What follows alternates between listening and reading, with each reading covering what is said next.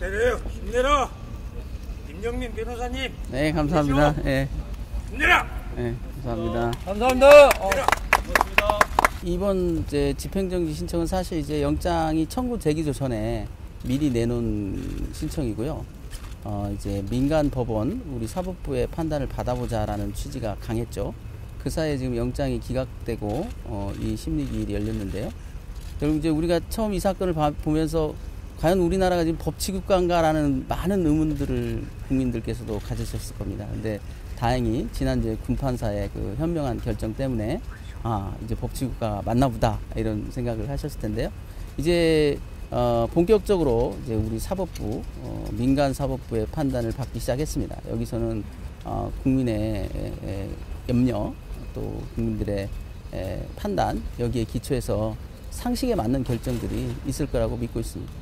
보직을 박탈하는 게 근거도 없이 횡포에 가까운 거였거든요. 그래서 그 해병대사 내에서는 박 단장님이 중대한 어떤 범죄를 저지르고 뭐 어딘가에 갇혀버린 그래서 직권을 뺏긴 모습이 보였기 때문에 그 주변의 동요가 상당히 심했을 거다. 특히 이제 해병대사 그 일반 참모들 사이에서는 상당히 공포감이 있었지 않느냐.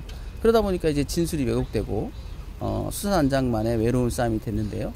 하루빨리 복귀해서 이 본연의 업무에 충실하면 이제 주변에서도 그런 동요가 안정될 거고 또 무엇보다도 이제 최상병 사건도 여전히 뭐 국방부에서는 이거를 뺏어갔지만 여전히 관련 사건이 계속될 수 있고 그렇기 때문에 이제 본인의 구명뿐만 아니라 이 최상병 사망의 원인이 무엇인지에 대해서도 보강 조사도 하고 또 필요한 조치도 강구를 해야 되겠죠. 지난번에 이 소송 들어가시면서 이 해병대 사령관의 진술, 뭐 참고인으로서의 진술이 중요하다 이렇게 말씀하셨던 게 기억이 나는데 그 부분에 대해서 조금 더 설명해 주시면. 그러니까 이제 그 신청서를 낼 당시에는 아직 이 대통령 개입설이 본격적으로 공론화되기 전이었습니다. 그렇기 때문에 저희가 그것을 먼저 언론에 알릴 수는 없는 상황이었기 때문에 이 법정에 나와서 해병대 사령관이 직접 출석해서 그 진위를 확인해 달라고 요청했던 것인데요.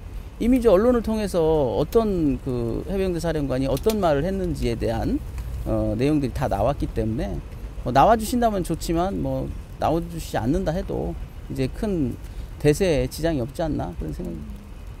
다투게 될 쟁점이 어떤 거라고 생각하세요? 결국 이제 회복하기 불능한 손해가 뭐냐 이게 문제인데요. 지난 그 윤석열 대통령 당시에는 검찰총장이셨죠. 그 정직에 대한 직무집행 심사에서 논점이 됐던 것들이 다시 좀 비슷하게 논란이 될 겁니다. 그러니까 이제 그 해병대사의 수사병과의 병과장이시고 임기제직이기 때문에 이렇게 보직을 해임을 하게 되면 상당 기간 직무를 집행할 수 없고 또 이제 병과장이기 때문에 그 병과 내의 소요도 동요도 상당히 심하다. 그런 부분들. 그리고 이제 윤석열 검찰총장 시절에도 이제 집행정지 때도 문제가 됐지만 이제 이게 수사의 독립성, 그때는 이제 검찰의 독립성이 강조됐지만 이 사건에서도 역시 이제 군사경찰의 독립성, 법률에 따라 법령에 따라 규정되어 있는 그 군사경찰의 독립성이 근본적으로 흔들리는 이 사태에 대해서 법원이 조속히 좀 조치를 해주시길 바라면서 이 신청을 내게 된 겁니다. 사실 이 사건이 문제가 된 근본적 원인은 이해람 중사 사망 사건 이후에 바뀐 3대 범죄 이첩에 관한 규정 때문에 발생을 한 겁니다. 사실 이 많은 그 사망 사건의 유족들은 이렇게 8명을 제대로 입건해서 송치한 사건이 없었어요. 과거에는 아예 민간 경찰에 넘기지도 않았기 때문에 제대로 된 관련자들 처벌이 전혀 없었죠. 군 자체 내에서 그냥 그 한마디로 그 은폐해버리고 심지어 이제 기록 열람자조차도 상당 기간 이제 거부하면서 지치게 만들고 그때 그 사건에 비하면 이번 사건은 박 단장님이 이첩한 8명의 업무상 과실치사 사건을 보면 이 사건의 본질이 다 드러나죠. 이 민간 수사기관에 이첩하면서 정보도 이제 군의 독점에서 벗어나게 되고 충분히 유족들도 그 재판에 참여해보면 이게 어떤 이유 때문에 이 사건이 발생했구나라는 걸 알 수 있습니다. 그렇기 때문에 사실 이 많은 유족분들이 이렇게 어려운 발걸음을 해주신 거는 바로 그 점 때문이죠. 당신들이 해보지 못했던 사건의 진상을 규명하는 그 일에 항상 이제 유족들은 이제 군사경찰과 그동안 헌병과 싸웠던 거거든요. 근데 비로소 이제 군사경찰다운 우리가 믿는 수사기관다운 모습을 처음 보다시피 한 겁니다. 그렇기 때문에 유족들의 그 어떤 그 감회는 굉장히 남다를 것이고요. 또 그것이 이 사건의 정당성을 뒷받침하는 굉장히 큰 축이다. 저는 그렇게 생각합니다.